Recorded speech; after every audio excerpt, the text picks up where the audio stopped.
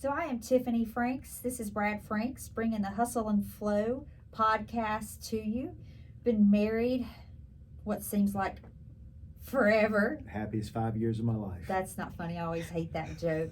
It's not funny at all. We've been married almost 33 years. Okay, he's the scorekeeper. I never know. That's 32 years. Yeah. Met on a blind date. It wasn't blind for him because he's shallow Hal, and he had to go puddle. Look at me where I was working at to make sure that he wanted to follow through with the blind date. But it was a blind date for me. So been married a long time, which is interesting because today this one is about marriage. Yeah. It's podcast number 1. Numero uno. Yeah. And we're talking about sickness and health. Well, that and just talking about vows in general. In sickness and in health is today's subject that we're going to talk about. And some of you may know me, some of you may not, but I serve on staff at church, and one of the things that I've been dealing with, especially over the past, month and a half or so, is marriage counseling. And I'm not a professional licensed therapist, so don't send me your crazy people. But I do have almost 34 years this year we've been together. I do have some time under my belt, raised 4 kids, got 2 grandkids, have a ton of experience in a lot of areas. So I can listen and kind of wade through the junk. But one thing that we've dealt with or been talking to couples about is stickability in sickness and in health, because they want to run when it gets tough. And that's what I've been dealing with. And so we felt like it'd be important to talk about maybe vows in sickness and in health, and not just being healthy or being sick, but just about it as a whole, of how to stay married and how to be married. Well, and the other part of sickness and health is also for better or worse. Ugh. Sickness and health, you almost think, well, of course I would stay with somebody if we're being literal, talking about a sickness or a health. Of course, that doesn't mean that everybody does, but better or worse also, because you're going to be better in marriage and you're going to be worse. And sometimes you can be much worse than your previous worse was. But staying together when it's not easy, because marriage is hard. It always, I don't understand if people who say they've never fought in a day in their life, like, I don't understand what that's like. We've talked about it. We are day and night. We're oil and water. Absolutely. All the analogies you can think of how 2 people could be as different can be. I'm firing your gasoline. Okay, or yeah, vice so versa. yeah. So that's how we are. So we have had many opportunities to decide, can I stick with this person that I stood up in front of everybody and said I would stay with? All those people that were at Baptist Church in Moorville 32 years ago that I said, for better or for worse, in sickness and health. Okay, now the worst is here, the not so good health is here, these times are here. Can I stick with them? Do I want to stick with them? And how do I stick with them? It's difficult. I think about, you said we stood before people and we gave a vow. I'm convinced that vows are one of those things that I think people really take for granted. They don't understand what that means. Because when I stand before somebody, and look, I'm not going to lie, I was 20 years old. I liked you. I thought you were hot. I really liked the way you look, and especially in that pink body glove jumpsuit that you used to wear when we'd go out. Like, it was all good to me, I had my hammer pants on. I mean, we had a good time. At 20 years old, I didn't understand what it was like to take a vow for better or worse, and in sickness and health, and for richer or poor, and God knows we've seen poor. Yes, we have.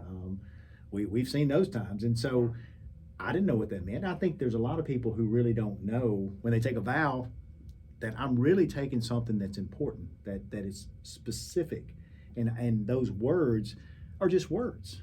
I appreciate people who write their own vows too, and sometimes those are cool, But when you take these generic vows that a lot of people take, they're conservative, Christian vows, and that's what a lot of any wedding I've done, they've been those type of vows.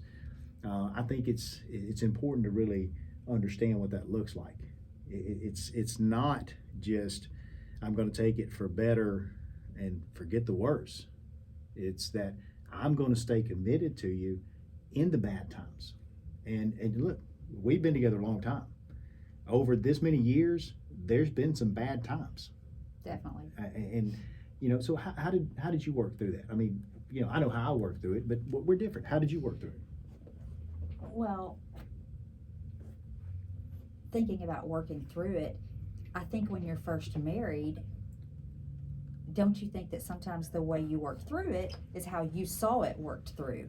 Yeah. Which also is a whole other element to sticking with somebody, for better, for worse, sickness and health, rich or poor, all those things, because all you're bringing to the table is possibly what you've seen. Mm-hmm. And so that creates its own set of problems, because if you saw mama and daddy have a disagreement, for better or worse, and maybe they grabbed hands, prayed, talked to each other in a soft language, but then I saw something that did not look like that at all, then what I may resort to when thinking about, do I want to stick, do I want to commit, do I want to stay in it, is what I saw. So what I saw may be, leave. Yeah. Let's go. And we get it in our minds sometimes, I don't have to do this. I don't have to put up with this. I don't have to be with somebody that is going through this, or that we're going through this together. Mm-hmm. I can bail. Yeah. I've got a car. I've got gas in my tank. I have a black garbage bag to put my clothes in. Wait a minute. This sounds like experience, right? I remember that day. I remember being young and not having the skills in my suitcase, because we didn't own a suitcase. We were so young and so poor. I did not own a suitcase because I don't know why I didn't own a suitcase, but I didn't. And so I remember one of those times, and I was being honest, was very hormonal too, of thinking, I don't want to do this anymore. I'm not going to do this today. And so I remember putting all of my little clothes in a black garbage bag and putting them in the back of my car. I didn't have anywhere to go. I didn't know where I was going, and I really didn't want to leave. I just knew that I didn't know how to cope and to stay in that moment. Yeah. So my clothes went in the garbage bag, into the car, and I left the driveway and went and walked around the mall. I remember that because I had worked that morning. At that time, I was working UPS, and then I went to college, came home, and I had to go back to work that afternoon. Just so happened I had to work at the mall, and she packed her black garbage bags. I don't think those are FAA approved. No. I don't think. I don't know. Yeah. I don't know if Delta, they'd probably still lose it too. But I remember thinking, well, we didn't have cell phones back then, so I had no idea where you were or what you were doing. And so I remember as I was working the kiosk right there by the little carousel selling Bajas. You may not even remember what those were, but I sold the heck out of Bajas. I was a good salesman. And I finally saw you walk in the mall, your little pregnant self was about 8 months pregnant in your overalls, and I saw you walking, and I don't even remember how we made up, but we made up that night, and you come home and brought your black garbage bag, and you unpacked it all, and the rest is. And I was 8 months. Yeah, I told you I was hormonal. Jesus. But going back to that, you don't maybe have the tools that you need to know how to stick or commit, because you've not seen that mirrored. That's right. You've not sought out counsel, so you don't know how to stick, how to commit. What does that really even look like? Well, it's a skill set, and I think you pegged it right there. It is a skill set. You will imitate what you've seen, and the only thing I ever knew in marriage was you stay together. My mom and dad, they got married in 1970, still together, both still living, thankfully. And, they celebrate marriage this year. I think it's going to be, that's 54 years. And that's a long time together. And that's all I'd ever seen. Well, what they saw was the same thing replicated. My mom's mom and dad were together their whole life. And then his mom and dad were together their whole life, even though he had, both of them have siblings who've been married multiple times. And I'm not degrading that stuff happens. I'm just saying that they saw that, and so that was what was replicated to me, and that's the only thing I knew. And the old Miranda Lambert song, "The House That Built Me," it's one of my favorite songs. Sorry, I'm just a cheesy guy, but she said that the only way to work things out sometimes is to stay together. And you did say it, that the words, "I don't have to put up with this." Look, we live in a society to where it's being fed to our kids. You don't have to put up with this. You don't have to do this. There's somebody else out there for you. There's somebody else that'll make you happy. And the truth is that sometimes, there may be somebody else out there. I don't know. But the truth is that God put you in this marriage, and He didn't put you in somebody else's marriage. Yeah. And so it's easy to cut bait, as the old saying is, and run. And neither one of us are runners. We're fighters. Oh, yeah. We're not going to retreat, and that's, we have a good barn burner every once in a while, and we're not going to back down, and we're not going to lose, and I'm not running to the back of the room, and I'm not going to leave. We're going to see it through. But I think that goes back to a skill set of what you saw mirrored. So what does that mean, though? If it's a skill set, it's something you've seen, then it's something you can learn. Don't you agree? I mean, I would think it's something you could see and you could learn. It is definitely something you learn.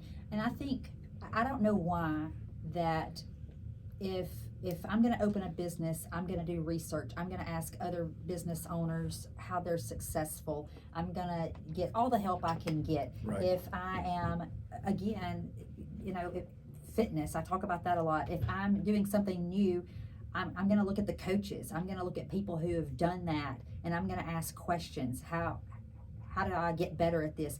But in marriage, I don't understand why that's the one area sometimes that we don't want to reach out for help. We don't want to go to marriage counseling. We don't want to sit down with our pastors. We don't want to sit down with the couple who's been married a lot longer than us that might have actually gone through the things that we're going through. Why is it in marriage that that's the one thing sometimes that one or both will lock their feet in and absolutely not want outside help? I don't really understand that.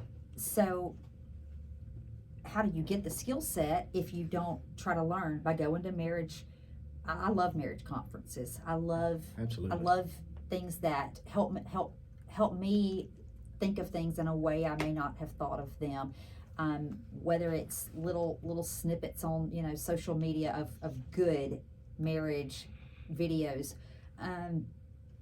books, just any of those things can help build your skill set if it wasn't there already. For me, that skill set was not there. Right.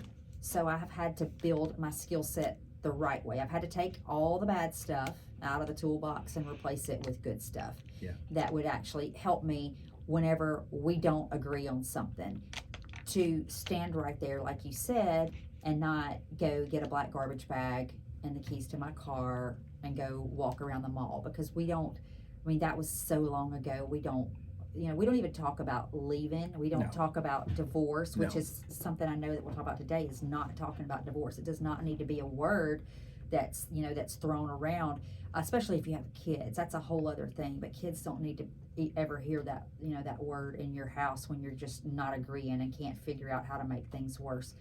But, what do you do though? What do you do in some of these serious issues to stay and to not go? Well, it's not easy. One thing that we've talked about is that, health issues, in sickness and health. We've talked about that. My dad was 42, had his first heart attack.